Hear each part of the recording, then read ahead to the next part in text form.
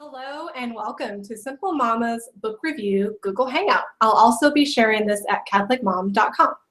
I'm Erika Marie, just a simple Catholic wife and mama who loves reading great books and sharing them with you. Recently, I was offered the chance to read 5 Years in Heaven. It's a great story of the unlikely friendship that answered many of life's questions. I'm so glad I read it. It's a beautiful story of friendship and also about trusting in God, especially when you have absolutely no idea where He's taking you. So today, I'm super excited to have the author, John Schlimm, with us today. And John, I'll go ahead and pass it on to you, and you can tell us about yourself and about your book in your own words. Hey, Erika, I'm so excited to be with you and all of your viewers, as well as everyone at Catholic Mom. I just have the greatest admiration for all of you moms out there.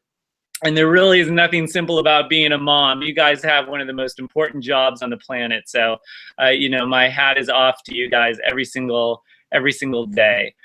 So I thank you for allowing me to be here. And it's so exciting for me to finally get to share this story with all of the readers out there. When I was 31 years old, like so many other people in their lives, I found myself at a crossroads, questioning my purpose and my direction in life, and just wondering if I'd made the right decisions. And one afternoon, on a late winter's day, I met 87-year-old Sister Augustine in the tiny little ceramic shop that she had founded on the grounds of the oldest Benedictine convent in the country. And that changed my life forever. And over the course of the next 5 years, she and I visited hundreds of times, talked about everything you can imagine, all of the great universal questions that we all have in our lives at one point or another, whether you're 20 years old, 50 years old, or 90 years old. And she always had the perfect answer that I was looking for. Oh, that's so great. What an amazing opportunity. So from about the time that you met her, about how long between that did it take for you to write the book and get that all done? Well, I started writing it about 1.5 years ago, and it has been 7 years since Sister passed away. So it has taken me a little bit of time and distance to get to a point where I could share this story. And as I write, actually in the acknowledgement section of the book, this was a book that I didn't know if I could ever write because it was so personal, and I knew I'd really be writing it for both of us. So a few years ago, I asked Sister to send me a very special sign that only she and I would ever know. And I said, Sister, if I get this sign from you, I'll know that I have your blessing to share a story with the world. And if I don't get it, I'll be at peace with that, knowing that everything you've taught me, I am putting to good use in the career and path I have today. And that was a few years ago. And about 2 years after that, on a random afternoon, much like one of the afternoons when I would have been visiting with her, the sign came just like that. And I picked up my phone, I called my literary agent, and I said, I will be sitting down tomorrow and starting the book, which I did. And 4 weeks later, I had the first draft. And 2 months later, knock on wood, it went up for auction among several different editors and publishers. And we landed with Image, which is the Catholic imprint at Penguin Random House. And so I feel like she has divinely guided this from the beginning. Wow, that's really cool. And yeah, I totally understand the space and time needed. That's great. I kind of had a question in mind, but now I'm wondering, do you feel that writing the book was part of the grieving process for you? Did that kind of help with that? Well, I don't even think of it as a grieving process, because I once asked her, of course I miss her. I miss her so much. But one time I said to her, Sister, are you afraid of dying? And she said, no, everyone is entitled to their reward. And I really think that the 5 years we had together were very much what I call borrowed time. And it was a gift of borrowed time that she and I had together. She once told me that she was ready to retire, and then I walked into her shop one day. So it really was a beautiful friendship that went both ways while she was helping me to navigate life's Greatest Questions and The Pathway to Self-Discovery, I realized what a fantastic artist she was. And so I brought reporters into the studio for the first time, and she started getting on the front pages of newspapers and making headlines. And so I was able to return the favor, I think, by showing my dear friend that she still had one very important final chapter left to go. Yeah, that's great. That's really a positive experience. You know, one thing I was really impressed with in the book, which I loved, I don't know if I said that already, I was impressed with how many details you were able to remember, even though it had been, you know, that much time. 5 years is a long time. I can barely remember what I did 10 minutes ago, but you were able to remember that, you know, so much. And so many times while I was reading it, I felt like I was there with you in her, kind of maybe in a little corner, sipping on some tea in my own little mint green spindle chair, just eavesdropping on your, you know, conversation. And it was kind of like being a fly on the wall. It was a great privilege. And, you know, so thanks for sharing that. I'm sure that it must have been difficult, though, to condense 5 years of such an extraordinary time of your life into this 272 some page book. Was that pretty hard? It really wasn't, because the story was crystal clear in my head from the very beginning. And even though I had tried to start it over the years, I just couldn't translate it to paper. It was crystal clear up here, but it wouldn't get down on the computer when I tried to type it. But when I got that sign and I knew I had her go-ahead, I just looked up and smiled and said, all right, let's do this. And it just flowed from me. And I really remembered it very clearly. And so it was a great joy to write, because I got to relive all of it as I was writing it and as I've spent the last year editing it.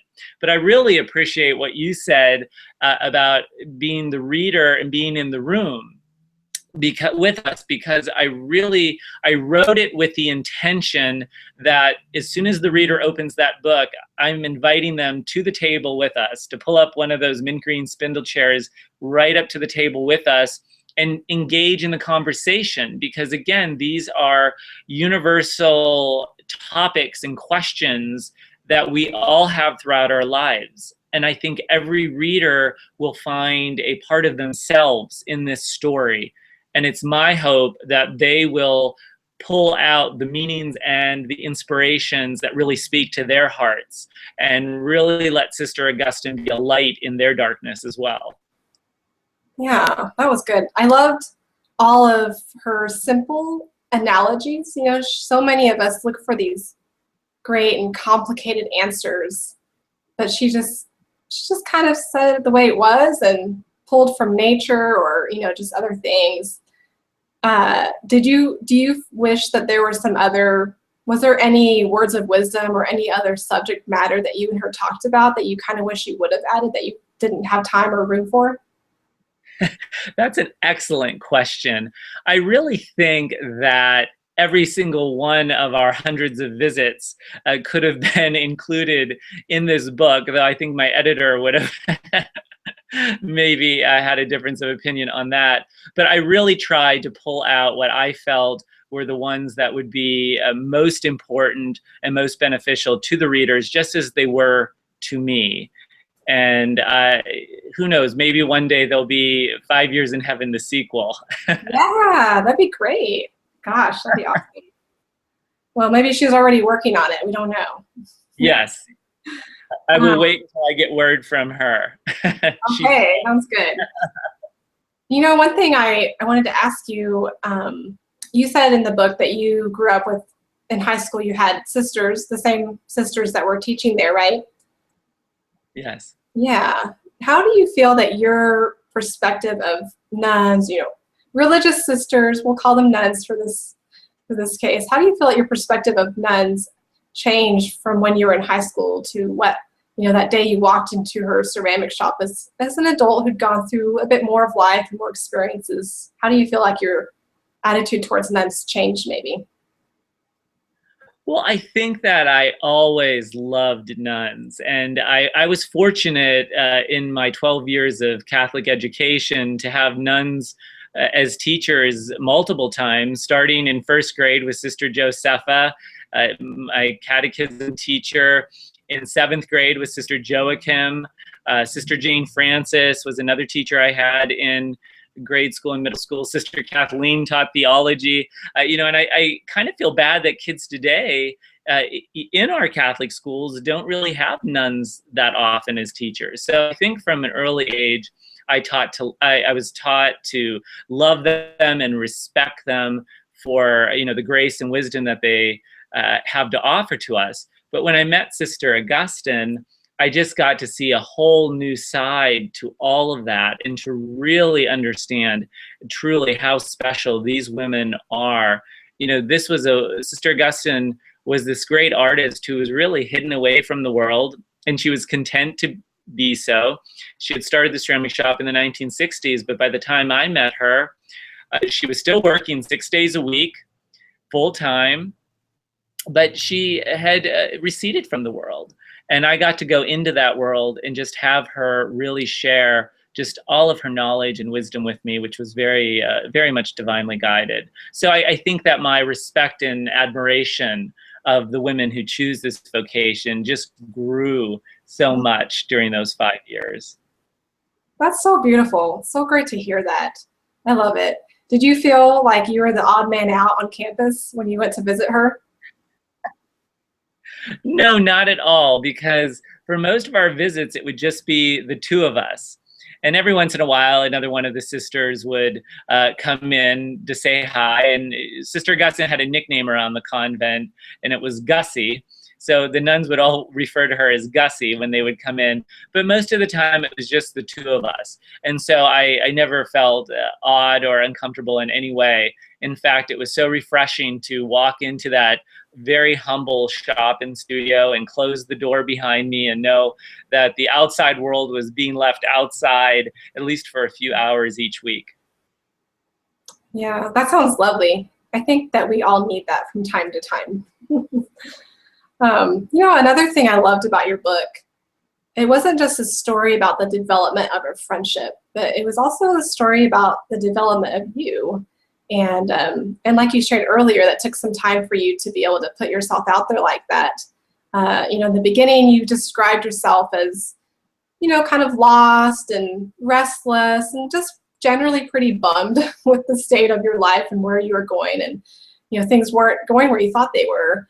Do you feel that now, years later, how do you feel like your life is now? Are you happier with how things are going? And do you credit Sister Augustine with a lot of that?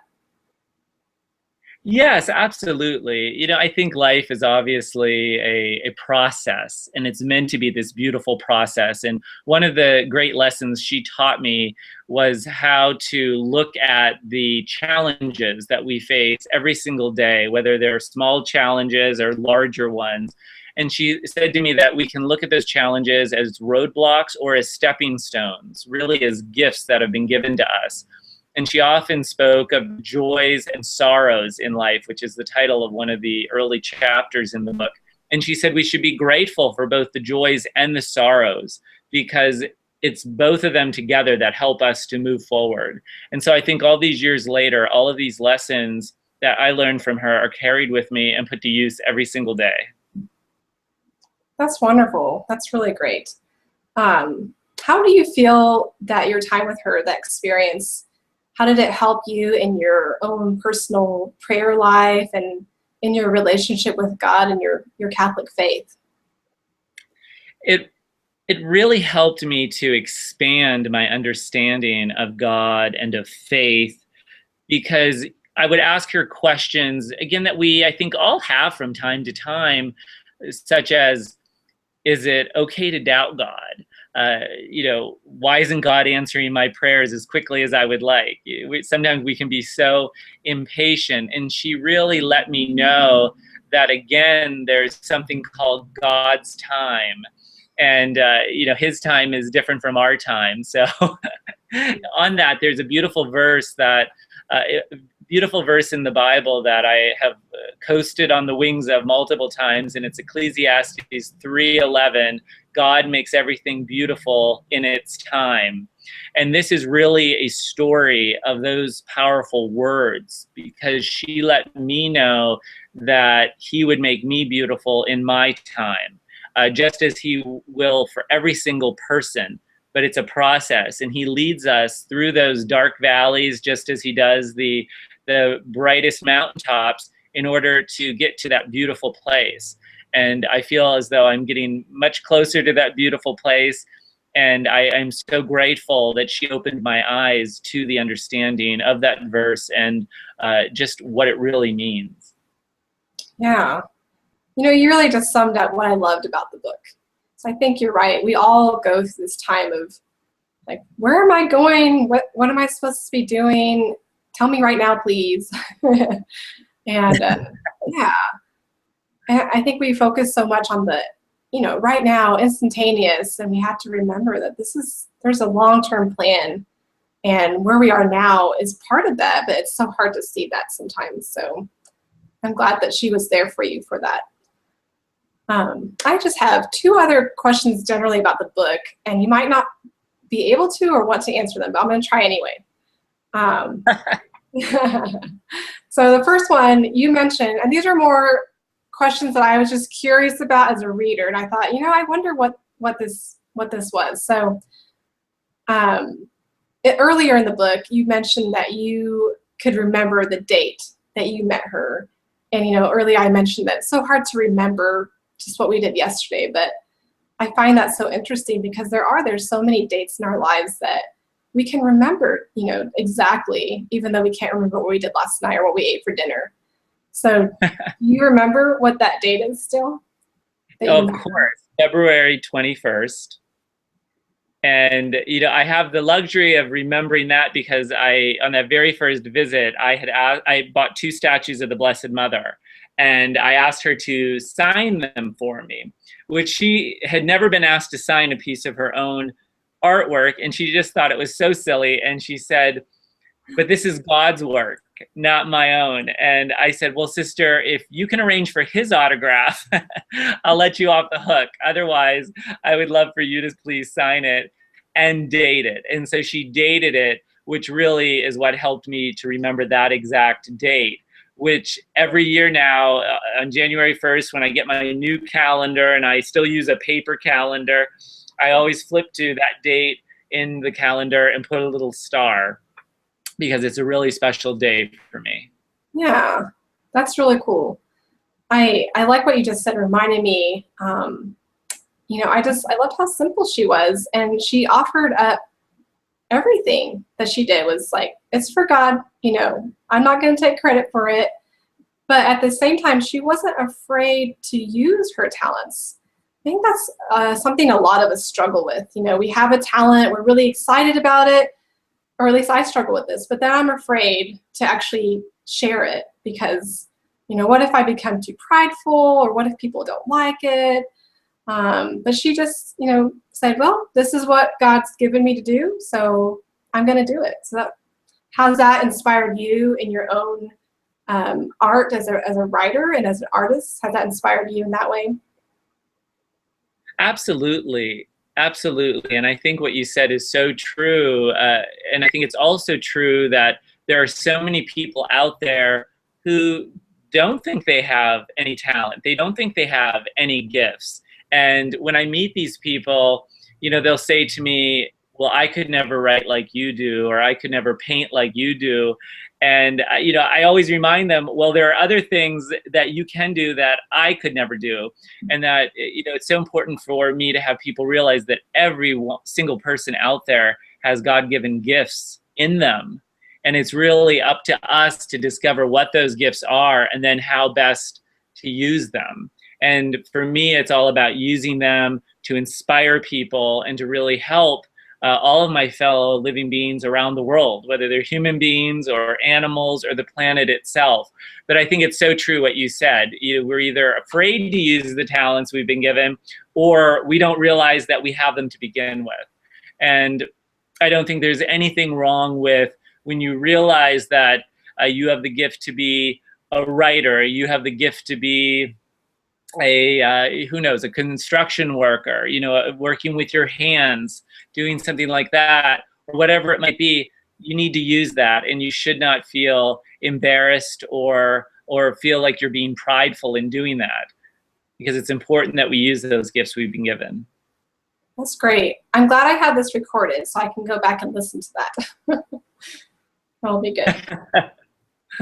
Well, and I think it's one of the greatest gifts that moms and dads have. So you, again, are putting to use one of the greatest gifts that God gave you in being a mom. And I think you're, from everything I know about you, you're doing a tremendous job. And I'm sure all the other moms and dads out there are as well. And I know it's not easy. I look at my young friends who have young kids, and I just am amazed because I know how busy my schedule is. And I just look at them in awe and with such admiration for what they go through. And, the tale is told on the big smiles on their faces. What joy that brings. Oh, thank you. That's very nice of you. Thanks so much. Okay, here's my last question about the book. All right, what was the sign?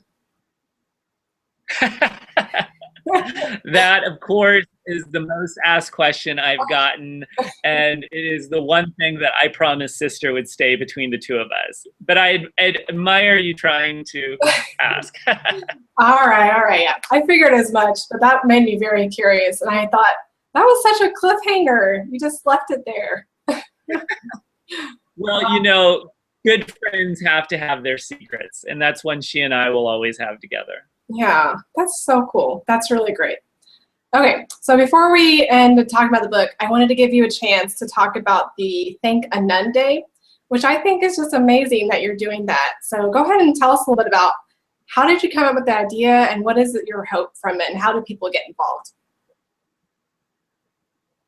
5 Years in Heaven is coming out on May 5th, and we wanted to do something even bigger to really express our gratitude to all of the women around the world, really, who have chosen this special vocation. Because I think so often our nuns and sisters, they work so hard, but their work goes unnoticed or underappreciated in so many ways. So on May 5th, we are asking everyone on their social media to please use the hashtag #ThankANun in sharing their pictures and their messages of gratitude for the nuns past and present who have touched them in some special way.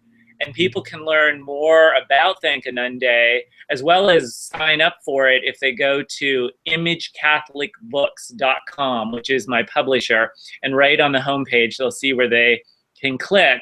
And especially for all the moms and dads out there, we want to get the kids in on this as well. And so there is a really fun Color a Nun activity that kids can do. You can easily download it for free. It's a coloring page, and it's actually a photograph of a Bisqueware nun that Sister Augustine created that kids can color and have fun, and then they can post that with the hashtag Thank a Nun. And it's so great. Just yesterday, I have to show you this.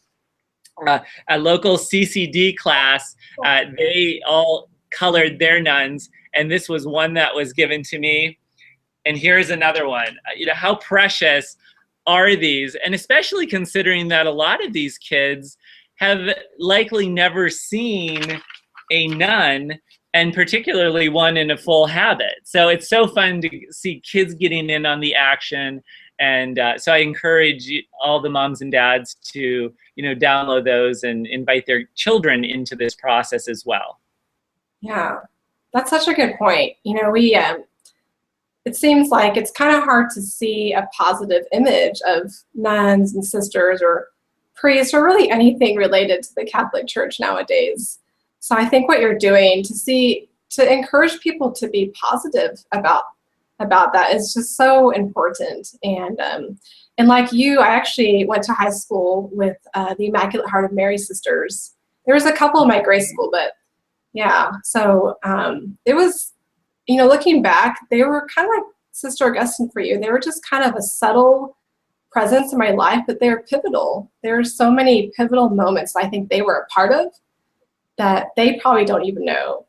And I don't probably even know how much of a role they played in my discernment and my vocation and everything. So there was one nun, if anyone who's watching, who will watch this, that went to school with me will know Sister Giovanni. And just such a cute older woman. I hate to say it like that, but she was, to us, she was, 1,000 years old, but I'm not sure how old she really was. Yeah. So she was kind of one of those older nuns. Well, you'll have to send a little message on Thank a Nun Day, a little shout out to her. Yeah, well, she's, I don't know how many years now it's been that she passed away, but I know she's probably causing trouble up there, but yeah, maybe her and Sister Augustine hanging out. Yes, I bet they're watching us right now, and they're probably glad that they don't have to be on camera, because I know Sister Augustine was very shy when it came to reporters, but as soon as they asked the first question, she came out with the best answers for them. I'd worked with a lot of celebrities over the years as a publicist, and I would just watch her in awe, thinking you could not coach a celebrity to give the sound bites that she just gave naturally and honestly. That's her humility. Yeah, that's really neat. Well, she just let God shine through her. So, yes. Yeah. And that's what we all need to do.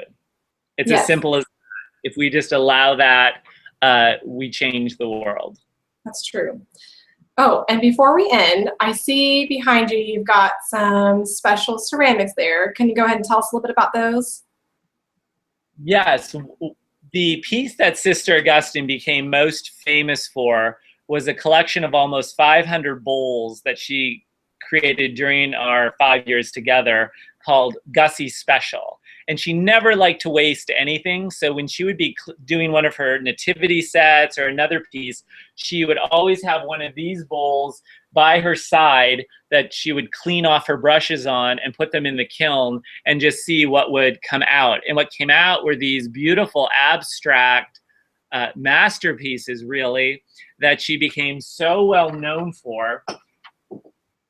And some of them would take up to a week for her to produce, but you can see how beautiful the colors were. And she really had some of the greatest gifts that you can as an artist, because she had a keen eye for balancing in colors, and she knew when to stop. She knew when a piece was done. And she could transition between realism and abstract art faster than you can say the sign of the cross. I mean, she was just that sharp and good at doing it. And it was such a joy for me to really put her in front of reporters so she could show that talent to the world. And one other piece, which I write about in the book, it's called the Quote Bowl. And I had at one time asked her if she would write all of her favorite quotes around a bowl for me, which she did. And I then asked if on the inside, in the middle, she would write her favorite word. But I will leave that as a little cliffhanger for your viewers as to what that beautiful word that we can all benefit from is. But this is the quote bowl, so they'll know what it is when they're reading that chapter. That's great. And in this way, she is always at my back, because we're at my writing desk right now. So she is always right there behind me, guiding me. That is great. That's so neat. On my writing desk above it, I can't show you, I'm not there, I have a big bulletin board where I just pin all sorts of cards and notes, like thank you cards or baby announcements or birthdays. And it's so nice to be able to have something like that to inspire you. So that's good. Okay, John, do you have any other last words of wisdom, either from yourself or from Sister Augustine, that you'd like to share? Or anything else about the book that you'd like to share before we go?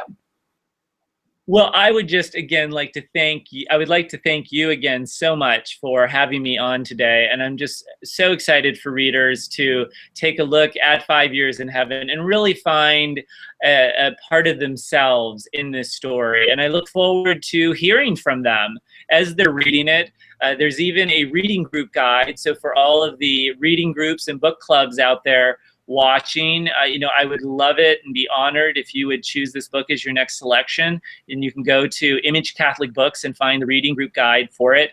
And you can find me at johnschlimm.com, and we can connect on social media. And I always look forward to doing that with everyone out there. Great. Okay. Well, it's been a pleasure getting to talk to you and getting to hear from your own voice, your own words about your story. And I want to thank you for sharing it, because it really has inspired me in my life. And I hope that it can inspire others too. And I'll share all of those links that you just mentioned. I'll share them in the show notes too. So thanks again for coming on to the show.